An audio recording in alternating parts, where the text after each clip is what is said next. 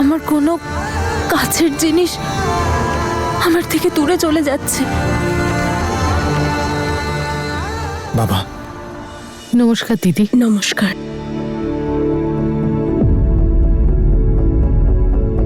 এসো বাবা বীর। বেমশাই, তনু কোথায় বেমশাই? উপরওয়ালার কাছে প্রার্থনা করতে গেছে যাতে জেসমিন আর বীরকে উনি আশীর্বাদ করেন, আর তার ফলে সব শুভ হবে। এটা ওই পারে। পরিবারের জন্য আজকের দিনটাও উৎসর্গ করলো। উপরওয়ালাকে সাহস দিন। ওই আমাকে এমন করে সাজাবি যে যখন বীর আমায় দেখবে যেন দেখতেই থাকে। আজ না আমায় একজন বীরের সাথে দেখা করাবে। আজ বাড়ির সবাই এনগেজমেন্টের আয়োজনে ব্যস্ত। এটাই একদম ঠিক সময় তনুকে বাড়ি ফেরানোর আর তনুকে করা প্রমিস পূরণ করার। নমস্কার দিদি। আরে আপনি? নমস্কার। এতে জামা কাপড় আর মিষ্টি আছে সবার জন্য। নাও মা, এগুলো নিয়ে যাও। আরে দিদি, আপনি সবার ব্যাপারে কত চিন্তা ভাবনা করেন। ওপরওয়ালা আপনার খুব ভালো করবেন আর আপনাকে সুখে রাখবেন।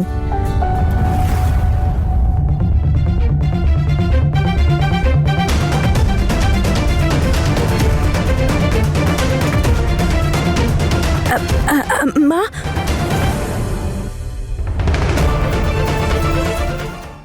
ঘুমটাই তো নেই। সবার আগে তো আমি বীরকেই মুখ দেখাবো, কিন্তু এ আবার কে?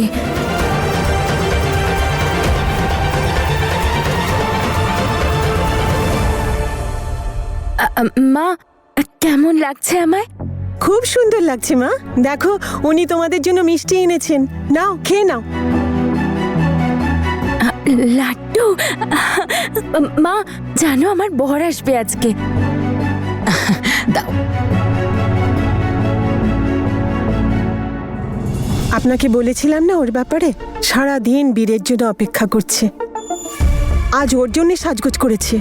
ও বলে একদিন আসবে আর আমাকে বিয়ে করে নিয়ে চলে যাবে। জানি না এই বীর কে আর আসবে কিনা। না না, ওর যখন এতটাই বিশ্বাস, তখন নিশ্চয়ই বীর বলে কেউ আছে। আরে আন্টি! আরে বীর! আমিও একজন বীরকে চিনি। ও খুব ভালো ছেলে। মা, এদিকে আয়। তোর নাম কি সোনা? পার্বতী। খুব সুন্দর। শোন, তোর বীর তোকে নিতে নিশ্চয়ই আসবে। একবার মুখটা দেখা। না না, ওই আজ আমি বউ সেজেছি তো, তাই সবার আগে মুখটা বীরকেই দেখাবো। আচ্ছা ঠিক আছে, ভালো। নমস্কার আন্টি। আরে পরিণীতি, তুই এখন এখানে? ওই আমি আশ্রমের জন্য কিছু এনেছিলাম। আচ্ছা পরিণীতি, সবাই ভালো আছে তো? কি হয়েছে মা? তুই খুশি তো? চেষ্টা তো করছি আন্টি, কিন্তু আমি যাকে দেখে খুশি হই সে হয়তো আমায় দেখে খুশি হয় না। আমি যাকে এতটা ভালোবাসি সেও আমায় এতটাই ভালোবাসতো। ভারী অদ্ভুত এই ভালোবাসা।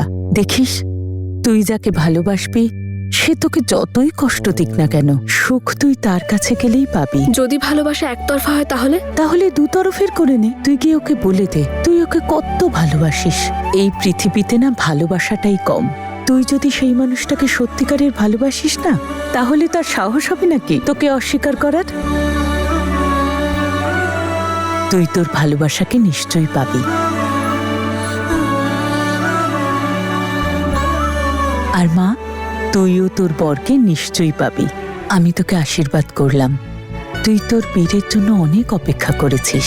একটা কথা বলি শোন, এই অপেক্ষাই না জীবনের থেকে বড় হতে পারে না। তাই যদি তোর লক্ষ্য পূরণ করতে চাস, তাহলে এগিয়ে যা, খুঁজে বার কর তোর বীরকে।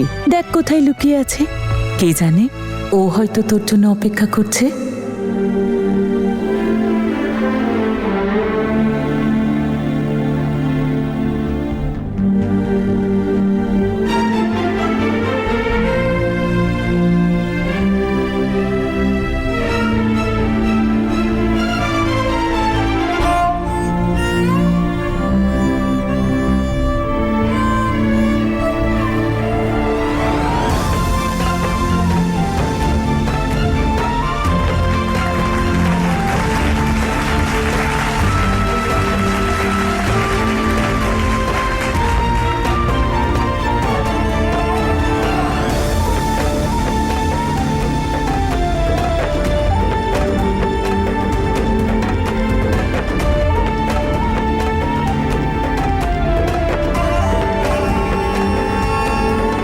যাও বীর, আমাদের মধ্যে যাই হয়ে যাক না কেন, আমরা একে অপরকে কখনো ছাড়বো না।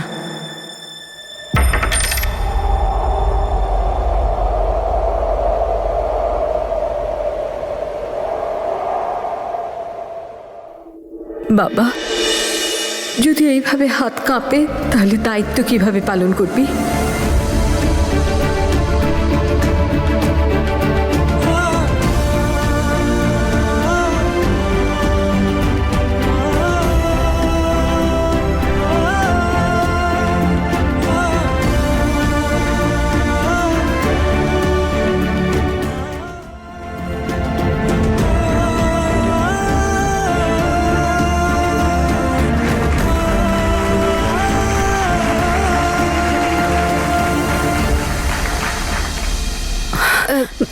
ওহো,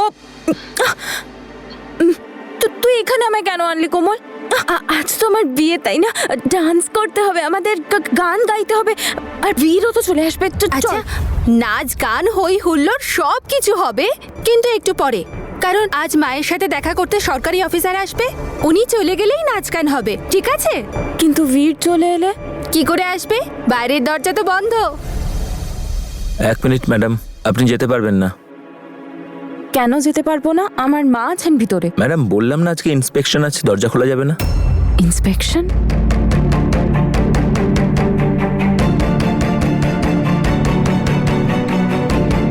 যাই হয়ে যাক না কেন, তনুকে তো আমি এখান থেকে নিয়ে যাবই। শুধু আজকের দিনটাই আমার হাতে আছে, কিন্তু কি করে?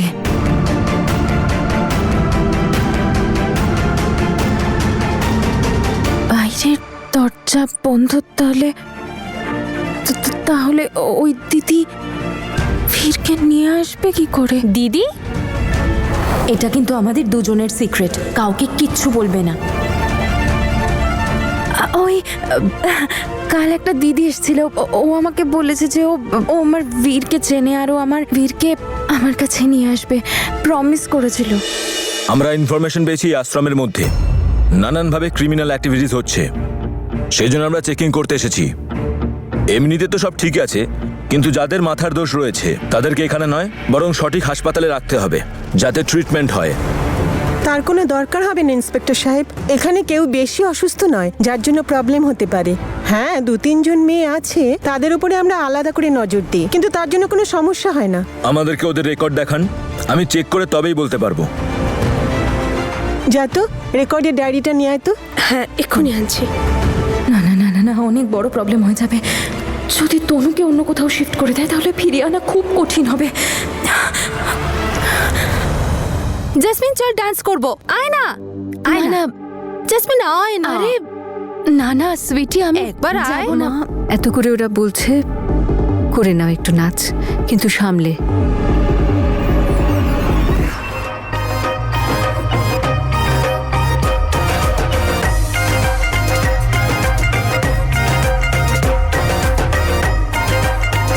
ওই ওপরওয়ালার উপর ভরসা রাখ, তিনি নিজেই তোকে তার কাছে পৌঁছে দেবেন, কারোর না কারোর মাধ্যমে তার কাছে পৌঁছে দেবেন তোকে।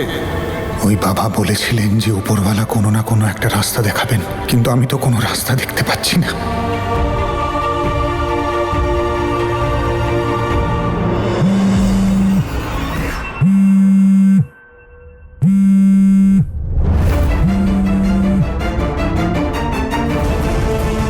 আমাকে এই সিচুয়েশনে ফেলে নিজেই উধাও। এখন আবার কেন ফোন করছে?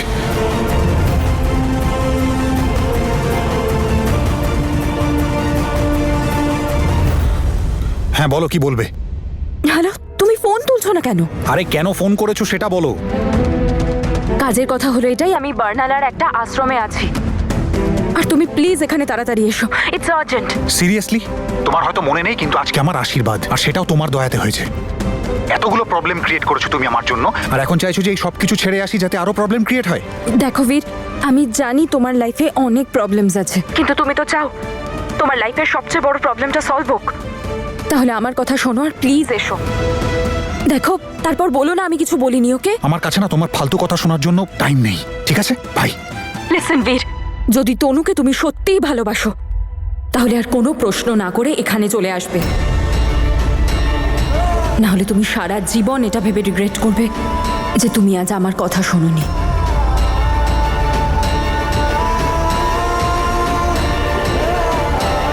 কি এমন কথা? তানিয়া কোনো প্রবলেমে নেই তো?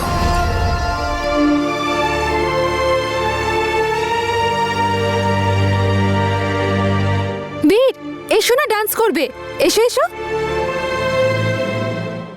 চল আমরা ছাদে যাই। এই সরকারি অফিসার জানি না কতক্ষণ থাকবে। না, আমি যাব না। আমি বীরের সাথে দেখা করব। ওই দিদিটা বলেছিল যে ও বীরকে নিয়ে আসবে আর আমার সাথে দেখা করাবে। আমি ওর জন্য ওয়েট করব। কিন্তু যতক্ষণ ওনারা থাকবেন ওরা কি করে আমি আসবে? যাব না বললাম তো, আমি কোথাও যাব না এখন। আমি বললাম তো, আমি শুধু বীরের সাথে দেখা করতে চাই, ব্যাস।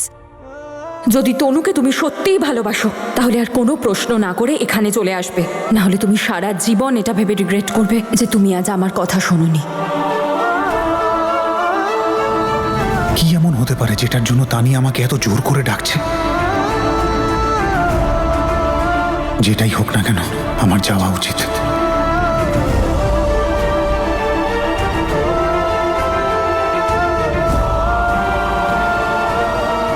এখন আবার কোথায় গেল?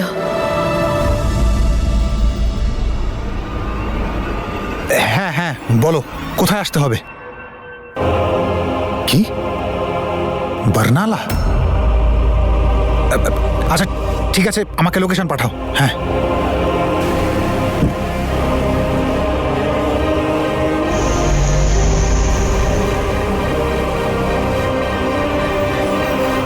তানিয়া বীরকে বার্নালা ডেকে পাঠালো, কিন্তু কেন? বীরের ওখানে আবার কি কাজ থাকতে পারে? তার মানে আমাকে যেভাবেই হোক বীরের আগে বার্নালা পৌঁছতেই হবে আর দেখতে হবে যে তানিয়ার মাথায় আসলে চলছে।